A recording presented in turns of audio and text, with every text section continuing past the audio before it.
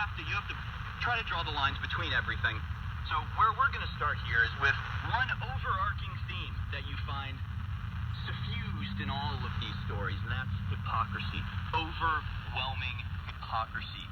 Complete lies told with a straight face. It's shocking, really, when you see some of these pictures. Here's a story from newswars.com. Unity in healing. Joe Biden posts pictures of dogs tearing up a Trump doll. From newswars.com. In another show of hypocrisy from Biden, the Instagram account for his dogs, Major and Champ, posted a picture of the pups playing tug-of-war with the Trump rag doll. What he's previously said is, quote, when the campaign is over, it's time to put the anger and the harsh rhetoric behind us and come together as a nation. It's time for America to unite and to heal. Oh, by the way, here is a picture of my dogs tearing Donald Trump apart. Yeah, unity and healing.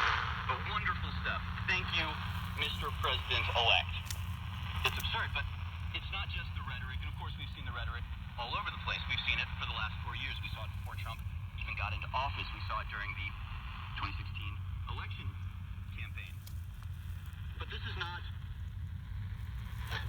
fear-mongering. This is not to say, oh my gosh, they're coming for us. Oh, you know, they're gonna come for you at night. No. They are making plans. They are telling you what they're going to do.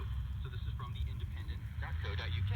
Will Trump be arrested as Biden gets sworn in as president? They say, imagine the scene come the 20th of January. It's a frigid day in Washington, both inside and outside the White House and Capitol. And throughout this story, they are illustrating, they are writing a fantasy story about Donald Trump being arrested, but saying this is exactly what could actually happen. They say, you know, Joe Biden is there being inaugurated. Trump isn't at the inauguration. He's flying off to Florida to start his new life as a citizen. They say once Trump and Melania walk down the mobile stairs off of Air Force One, or what would then be Executive One, since he would no longer be the president. As Trump and Melania walk down the mobile stairs and onto the Florida soil to begin the next phase of their lives, there's confusion. Where will the questioning take place?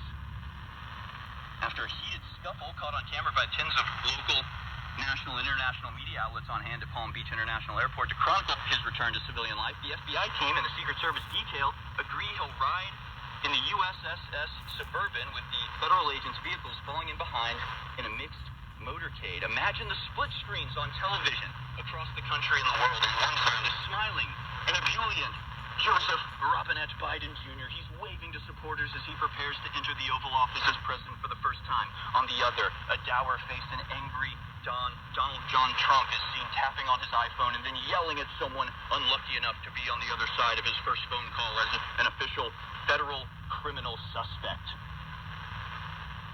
Absolutely incredible. I mean, it's a fantasy. I mean, you can see the person drooling out of their mouth while they write this. I mean, this is their fantasy that they're portraying, but this is based on real cases. This is based on a reality. This is based on Alexandria Ocasio-Cortez and several other members of the United States government saying we must prosecute Trump and his supporters the minute he's out of office.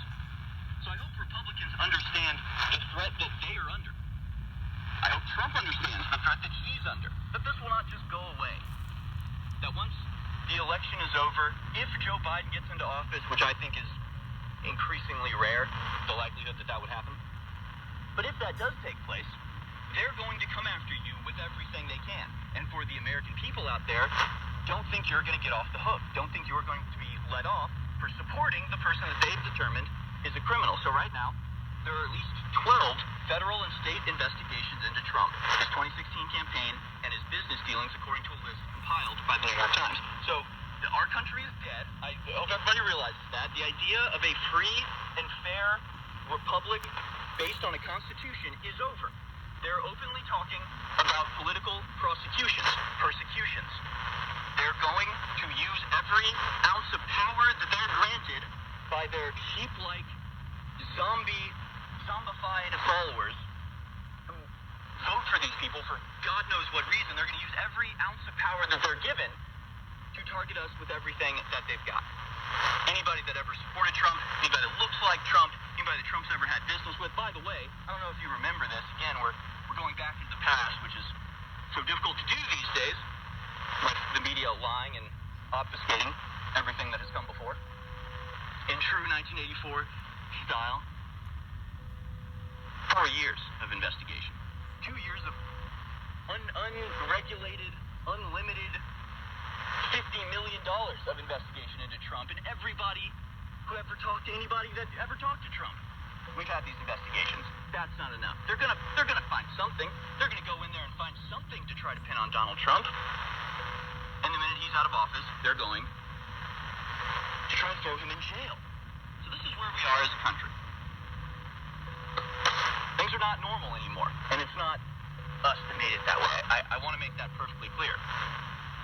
And of course, you had that congresswoman, I guess, from I think Milwaukee, come out and say, the soldiers are soldiers, need to make Trump supporters pay. Just the latest in a long line of thinly veiled threats at Trump supporters. This guy named Tom Elliott tried to post that video showing that threat, showing her making threats to Trump supporters on a political basis, something that should be treated as treason and should be punished accordingly. But he says YouTube doesn't want people knowing about Democratic lawmakers threatening the lives of Trump voters. Not newsworthy, I guess. And he posts a screenshot of a message from YouTube to him saying, "Hi, our team has reviewed your content, and unfortunately we think it violates our violent criminal organizations policy. We've removed the following content from YouTube. The video was, quote, make them pay Michigan Democratic State Rep Cynthia Jones threatens Trump supporters. So they can make threats to you. They can call their supporters out to punish you for your political beliefs, try to post evidence of that, and YouTube will take it down. I don't know if YouTube is calling the Democratic Party a violent criminal organization, but I think that would be giving them too much credit. I don't think they're aware enough to understand that that's exactly what they are. I think they just use any excuse at hand to destroy any messages that go counter to the narrative, the false narrative that they're trying to portray. So we're entering into very dangerous, uncharted waters as a nation and as a world, especially as a nation. Here in the United States, I don't know if we've ever, even during the Civil War, weren't people a little bit smarter than this? Were there really these types of open threats to imprison the sitting president? Trump, if he knows what's good for him, he'll never leave that up.